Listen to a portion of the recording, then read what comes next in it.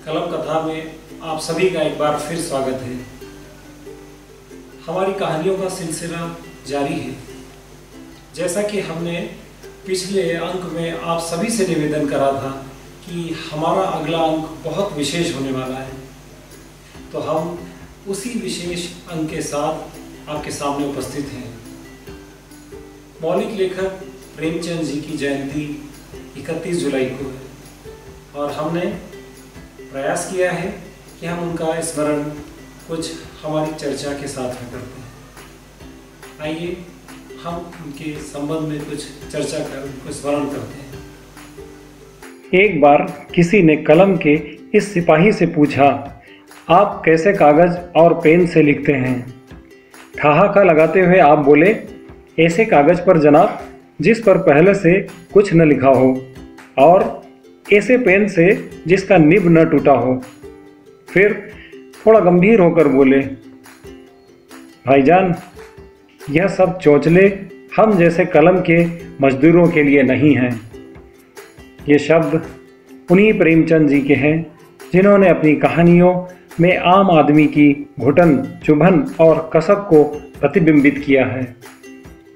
आप आधुनिक साहित्य के जन्मदाता कहलाते हैं।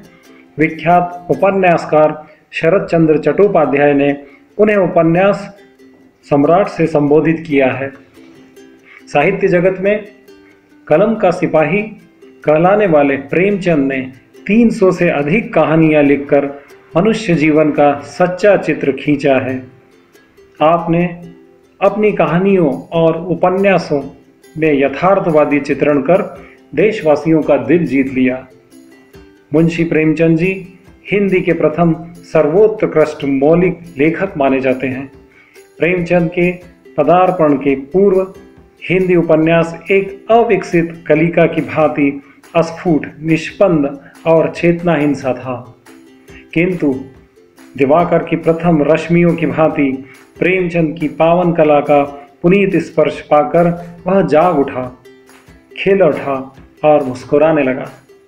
अपनी कहानियों में रूढ़ियों और अंधविश्वासों पर कड़ा प्रहार और मानवीय संवेदनाओं को उभारने वाले मुंशी प्रेमचंद का जन्म 31 जुलाई 1880 को उत्तर प्रदेश के लमही गांव में हुआ था।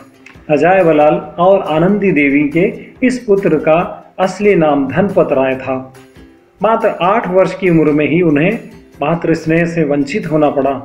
वहीं 14 वर्ष की उम्र में पिता का साया हट जाने की वजह से मुंशी जी को पढ़ाई लिखाई से ज़्यादा रोटी कमाने की चिंता ने घेर लिया। इतने सब के उपरांत भी उन्होंने पढ़ने के शौक को छोड़ा नहीं। मुंशी जी ने मेरी पहली रचना शीर्षक में लिखा है कि 2-3 वर्षों में मैंने सैकड़ों उपन्यास पढ़ डाले। जब उपन्यासों का स्टॉक समाप्त हो गया तो मैंने नवल किशोर प्रेस से निकले हुए पुराणों के उर्दू अनुवाद भी पढ़े और तिलस्मी ग्रंथों के 17 भाग उस वक्त तक निकल चुके थे। एक एक भाग बड़े सुंदर रायल आकार के 2-2 हजार पृष्ठों से कम न होगा, और इन 17 भागों के उपरांत उसी पुस्तक के अलग अलग प्रसंगों पर 25 भाग छप चुके थे। इनमें से भी मैंने कई पढ़े। अध्ययन की इस प्रवृत्ति का परिणाम है कि प्रेमचंद जी ने छोटी आयु में ही लेखनी ग्रहण कर ली। सन 1894 में उन्होंने होनहार वीरवार के चिकने चिकने पात नामक नाटक की रचना की। बस यहीं से साधारण गवई लिबास में रहने वाले धनपत राय जी का साहित्यिक सफर शुरू हुआ, जो मरते दम तक चला। सन 1902 में पहला और 1904 में दूसरा उपन्यास प्रकाशित हुआ। 1907 में 5 कहानियों का संग्रह सोड़ो वतन अर्थात वतन का दुख दर्द की रचना की। अंग्रेजी शासकों को इस संग्रह से बगावत की झलक मालूम हुई। इस समय प्रेमचंद नवाब राय के नाम से लिखा करते थे। अंग्रेजों ने उनकी लेखनी को प्रतिबंधित कर दिया। यहीं से उन्होंने नाम बदलकर प्रेमचंद के नाम से लिखना आरंभ किया। 15 वर्ष की आयु में विवाह करना और स्कूल में शिक्षक की भूमिका, यह उनके जीवन के कुछ अन्य पहलू थे। आगे चलकर प्रेमचंद ने बाल विधवा शिवा रानी से दूसरा विवाह कर समाज में विधवाओं को एक महत्वपूर्ण स्थान दिलाने का प्रयास भी किया। जहाँ प्रेमचंद के हृदय में मित्रों के लिए उदार भाव था, वहीं उनके हृदय में गरीबों एवं पीड़ितों के लिए सहानुभूति का अथाह सागर था। प्रेमचंद ने तत्कालीन समाज में व्याप्त छुआछूत, सांप्रदायिकता, हिंदू मुसलमान एकता, दलितों के प्रति सामाजिक समरसता जैसे ज्वलंत मुद्दों को अपनी कलम के माध्यम से प्रस्तुत कर समाज को एक दिशा देने का महत्वपूर्ण कार्य किया। उनकी कहानियों और उपन्यासों के पात्र सामाजिक व्यवस्थाओं से जूझते हैं और अपनी नियति के साथ साथ भविष्य की इबारत भी लिखते हैं। नियति में उन्हें यातना, दरिद्रता व नाउमीदी भले ही मिलती हो, पर अंततः वे हार नहीं मानते हैं और संघर्ष की जिजीविषा के बीच भविष्य की नींव रखते हैं।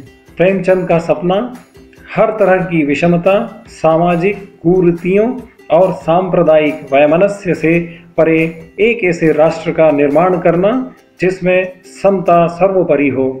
प्रेमचंद ने परंपरागत वर्ण व्यवस्था के संबंध में लिखा है, भारतीय राष्ट्र का आदर्श मानव शरीर है, जिसके मुख, हाथ, पेट और पांव 4 अंग हैं।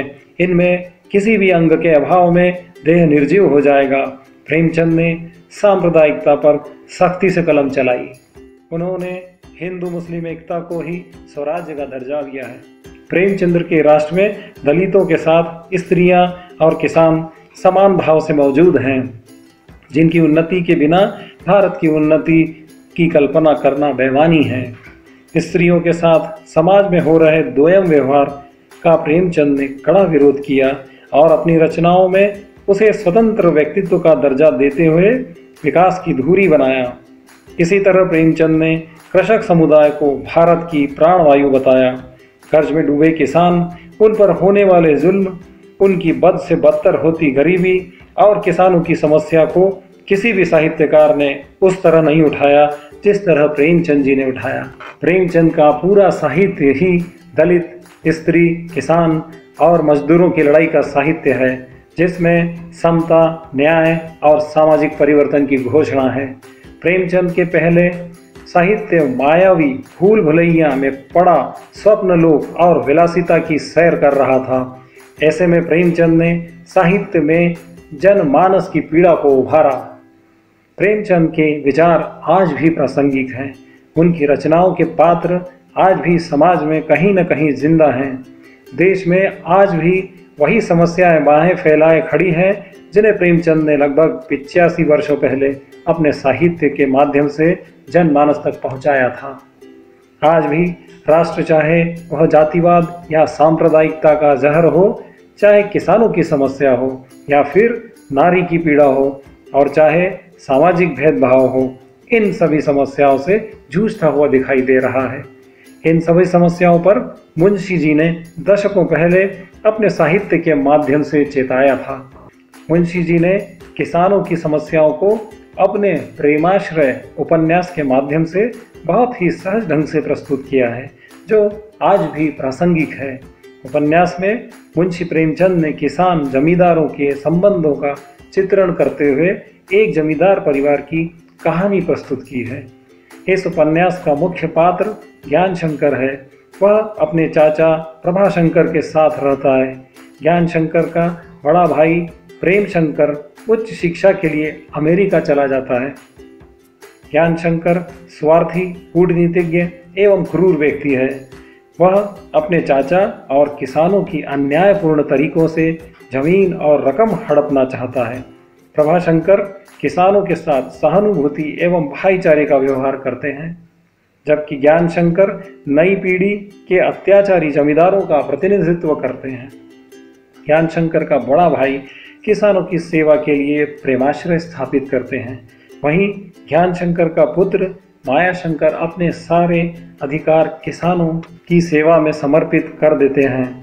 इस प्रकार जमींदार कैसा था, इस प्रकार जमींदार कैसे था, कैसा है और कैसा होना चाहिए, इन तीनों का उत्तर प्रभाशंकर, ज्ञानशंकर और मायाशंकर के रूप में प्राप्त होते हैं।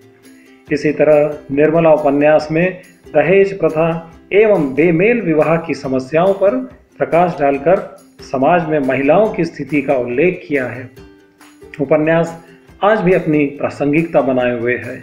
इस उपन्यास में निर्मला की विधवा मां दहेज देने में असमर्थ होने के कारण उसका विवाह अधेड़ अवस्था के एक विधुर तोताराम से कर देती है। तोताराम की पहली पत्नी की 3 संतानें थीं।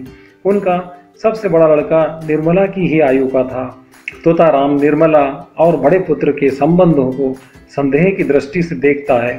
अंत में निर्मला की मृत्यु के साथ उपन्यास समाप्त होता है।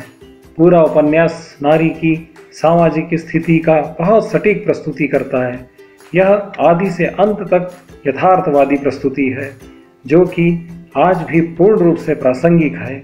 इस प्रकार प्रेमचंद के सारे उपन्यास जैसे कि रंगभूमि, गोदान, गबन, कायाकल्प सभी के विषय आज भी प्रासंगिक बने हुए हैं।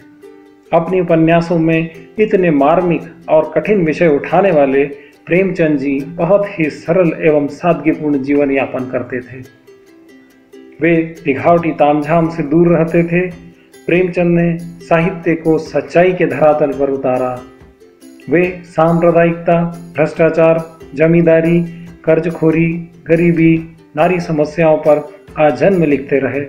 सन 1936 में प्रगतिशील लेखक सेवा के पहले सम्मेलन की अध्यक्षता करते हुए उन्होंने कहा कि लेखक स्वभाव से प्रगतिशील होता है और जो ऐसा नहीं है वह लेखक नहीं है। प्रेमचंद जी 1936 से बीमार रहने लगे। बीमारी के पूर्व हिंदी सिनेमा में भी आपने लोकप्रिय साहित्यकारों के रूप में अपना नाम दर्ज कराया। 8 अक्टूबर 1936 को यह दीप सदा के लिए बुझ गया। वे हिंदी साहित्य के युग प्रवर्तक हैं। उन्होंने हिंदी और उर्दू में पूरे अधिकार से लिखा। छोटे से साहित्यिक जीवन में ऐसी विरासत सौंप गए जो गुणों की दृष्टि से अमूल्य है। उनकी साधारण भाषा आसानी से समझ में आती है। आज प्रेमचंद जी हम सबके बीच अपनी कहानियों और उपन्यासों के माध्यम से जीवित हैं। नमस्कार। तो ये थी हमारी एक विशेष प्रस्तुति। ये प्रस्तुति आप सभी को कैसी लगी ज़रूर बताइएगा। धन्यवाद।